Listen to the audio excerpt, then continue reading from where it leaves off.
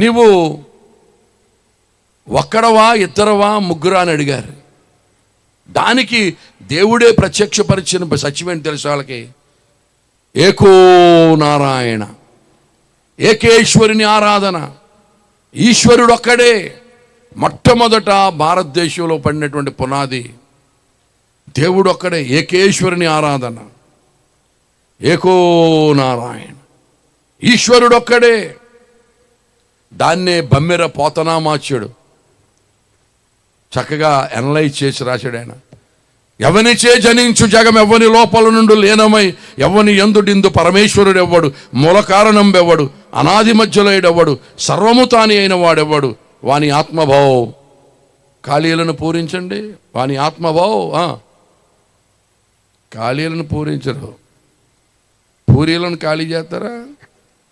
వాని ఆత్మభావ ఈశ్వరునే శరణంబు వేడేదను.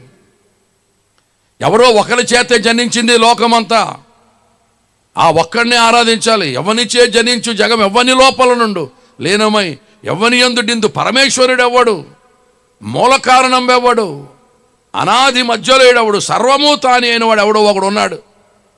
ఓ ఘనమా, ఓ నా ఆత్మ, ఆయన్నే సేవించు అని భారతదేశం మొట్టమొదట ఏకేశ్వరుని ఆరాధన, ఈశ్వరుడు ఒక్కడే అని ప్రారంభించారు.